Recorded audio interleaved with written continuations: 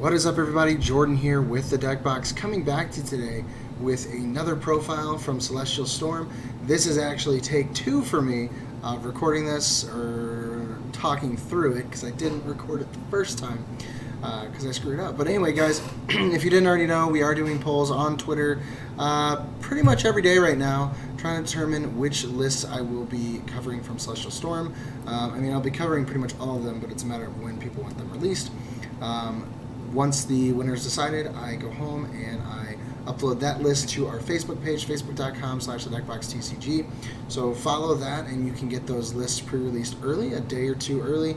That way you can kind of go through the list yourself, kind of talk things out, think things through, and then potentially build it and test it out. And that way, whenever the video comes out the next day or a couple days after, you can kind of follow along a little bit easier because you understand where I'm going with what I'm saying. So that is why I'm doing it that way. I think so far it's been pretty useful, I think. But yeah, so today's winner was Zoroark Magcargo, and so that's what we'll be covering. But real quick, before we cover it, I just want to do a quick shout out to Dead Draw Gaming. Be sure to go check them out for their singles and for their pre-sale on boxes from Celestial Storm. They have a great price right now, great pre-order deals. So go check them out. They should be able to hook you up pretty well. And something I noted to someone today is that not only do they have really good prices, good products, the works, but their shipping is amazing. Like, when you order it, you can expect it by release date or sooner. They always do a really good job with that. I've never had any issues getting something late. I can always be opening my boxes the same time everyone else is getting theirs from the local stores that may cost a little bit more. So go check them out, show them some love, and I know they would greatly appreciate it. But anyway, guys, moving on, we're going to cover this Zoroark GX Magcargo deck profile, and we're hopping right in. So first off, we're obviously looking at a 4/4 Zoroark GX line for that trade ability to be able to discard a card, draw 2 cards off the top. And then we have Riotous Beating. It does 20 damage for each of your Pokemon in play. So potentially 120, 150 with a choice band. That is what we're going to be using as our main attacker, is Zoroark GX.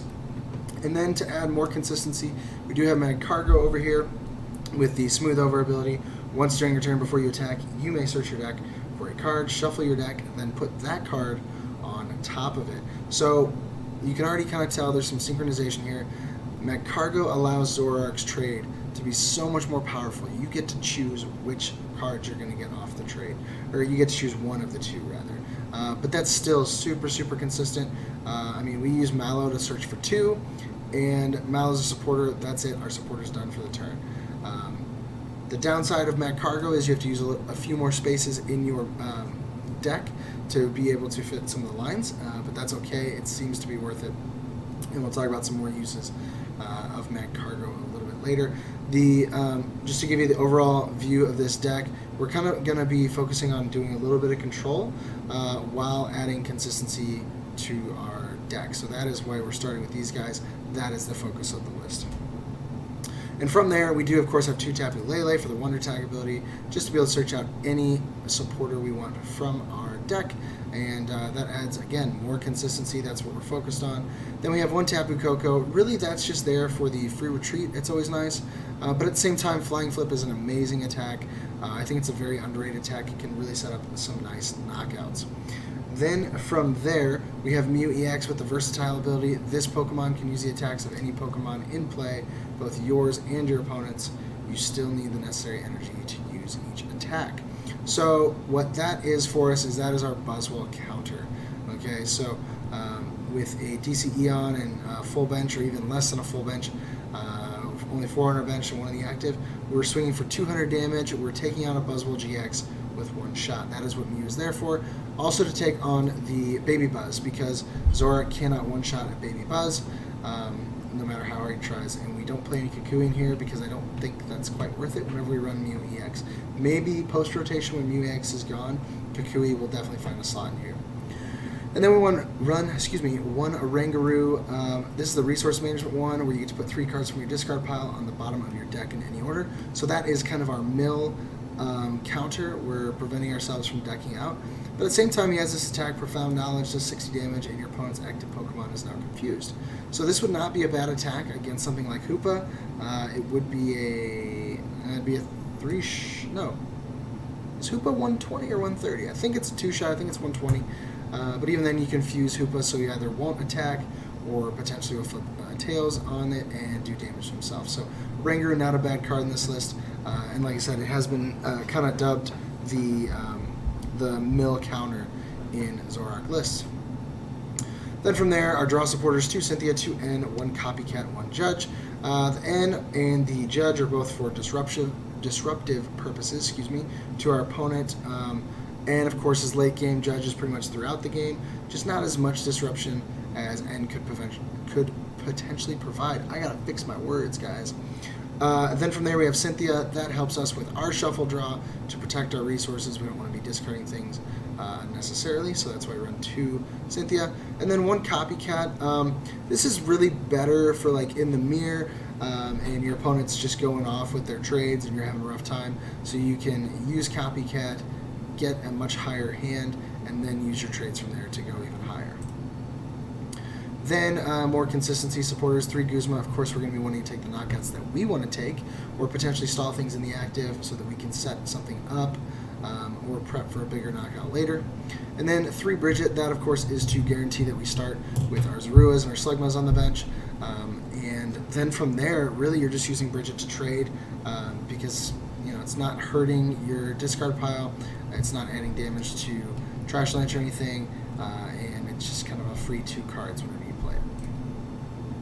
Then items, pretty self-explanatory. 4 Ultra Ball, 4 Puzzle Time. Those are standard in Zoroark decks. We need to be able to search our Pokemon and then get things back from our discard pile. What's different from most Zoroark decks is the hammer count here. Like I said, I'm trying to go for a more control style. So I went with 3 Crushing Hammer, 2 E-Hammer. The Crushing is really there to counter Ray. Because Rayquaza right now is posing a very big threat to Zoroark. People have already seen it in their testing. Zoroark just doesn't seem to be able to handle Ray. So I figured throw in some hammers that might help to counteract it a little bit. We'll have to see what happens in the future. I'm going to have to test this out a little bit more. Like I said, this is more theory modding at this point, but I will be testing it out to see if Crushing Hammer can maybe sway the matchup just a little in Zoroark's favor to give it some time at least to do some damage. And then the E-Hammer, of course, is for the mirror match or any like Buzzwole or Lycanroc that are running strong energy, or any deck that happens to be running rainbow energy. Just get rid of those. Then from there we have 2 Field Blower. We're combating Garbotoxin, of course, and then any potential parallel cities that our opponents put out. And like I said, Ray's a big problem, and they're running Fighting Fury Belt. So they now have 220 HP, so it can get really out of hand, or the potential additional 10 damage. Although most times the Fury Belt won't matter for the HP, unless of course your bench is not full, because it's going to be a 2-shot either way. And then we have 2 Evo Soda. This is really just to add consistency, making sure you get your Zoroarks, making sure you get your Magcargos. It allows you to search for that evolution and evolve at that turn. Then 2 Choice Band. This, of course, adds the additional damage. It takes your Zoroark from 120 to 150, and that can be useful, depending on, if you've gotten a flying flip off, and then maybe you could take down a Lele after that. Just little cute knockouts like that. But also, this is something I was going to talk about later, but I think I should talk about it now.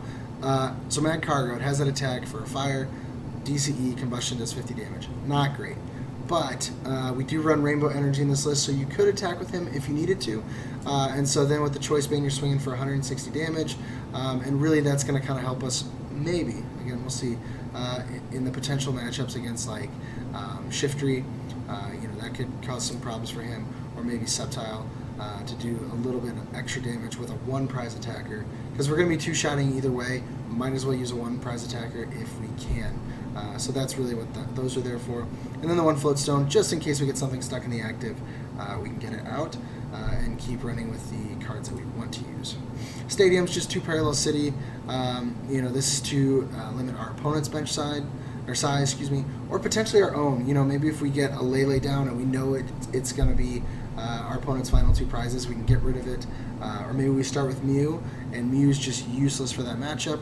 But as we all know, Mew is a very weak EX Pokemon, and it could cause a lot of problems and give up 2 easy prizes. So that is why we play those, to potentially help ourselves. And then Energy, 4 DCE, that's pretty self-explanatory with Zoroark, that's what he uses to attack. And then the 3 Rainbow Energy. So I had a couple thoughts with this. First thought was, I can, like I said, use Magcargo. It's a crazy idea, but if you got it and you need it, use it. Because like I said, he can potentially help with the 2-shot game as well, and he's 1 prize. So I don't see why not. Just give it a try. But at the same time, really what I was kind of looking at was the potential to use Zoroark's GX attack, because it allows for at least one shot in the game, depending on what your opponent's attacks are. Most decks right now run some sort of one-shot attack, whether it be like Lycanroc's Dangerous Rogue, or oh goodness, Buzzwall's GX attack. I forget what it's called because I don't use it that often because I use Lycanroc. But just depending on the matchup, you could use their GX attack against them. If you're up against a Dawnwings, you can use their GX attack that prevents damage the next turn, and you'd be one-shotting something. So it really kind of has that dual effect. So that's why I chose to run those.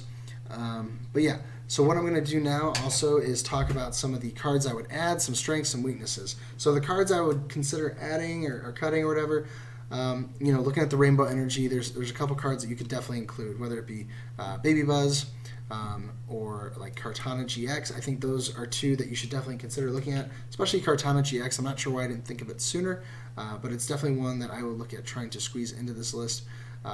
And also potentially Max Potion would be very helpful.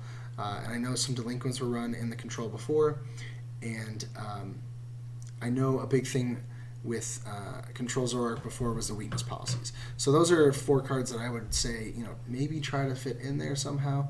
And it's a tight list, and we'll talk about that in a minute. But the potential cuts, I would say maybe 1 Parallel, potentially a Guzma. I hate going down to less than 3, but we do run puzzles, so that is a possibility. And then you could even cut your Magcargo line from a 3-3 to a 2-2, but kind of the focus of the deck is to add that consistency. So again, that will come with testing to see how necessary are 3 Magcargo. Are you going to be able to get them up? Is your opponent really going to focus on them? Because really you want your bench filled with Zoroark so you can get the trades. So potentially, yeah, a 2-2 line there would work. So cutting out some of those cards, you could fit in some Max Potion, the Kartana, potentially Baby Buzz, something like that. You could even cut out 1 Rainbow Energy to make some more space, because the 2 should be fine if you're running just a couple tech Pokemon to do that. Plus, there's always the potential to use Lele's GX attack to heal. Anyway, strengths, obviously we're looking at a very consistent deck as far as the Pokemon go. There's not a ton of supporters because of the puzzles and things like that. But with the trade ability, that adds consistency. And then, of course, using Magcargo to be able to set up those trade abilities is just, it's ridiculous. It can get really out of hand.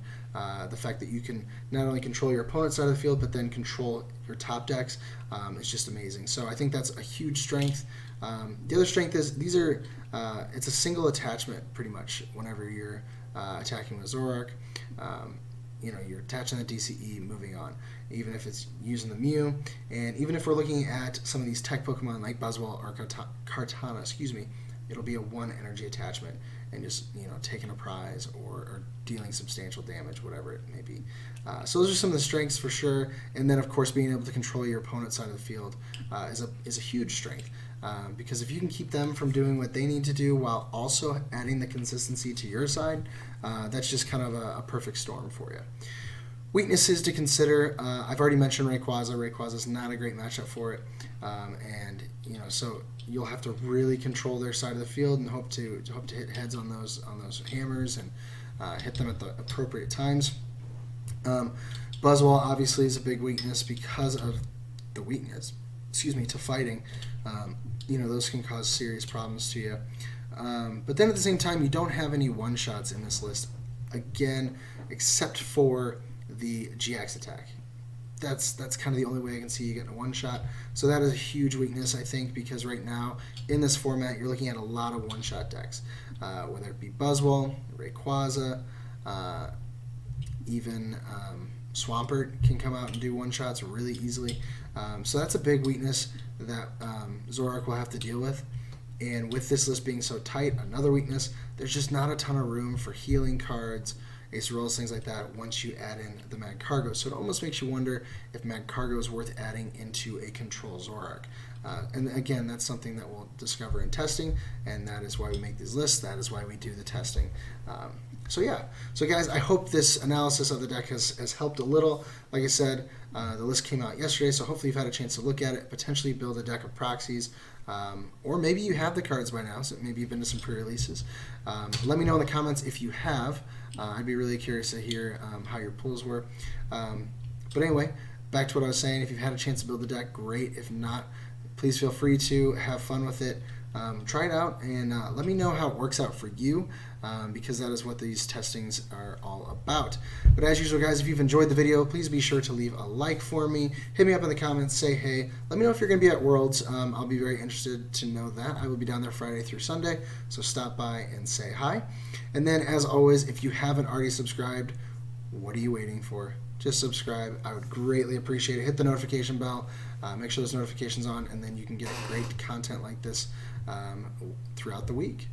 So guys, as usual, thank you so much for watching. I have been Jordan with the Deck Box, where I want to know what's in your box. Have a great night, guys.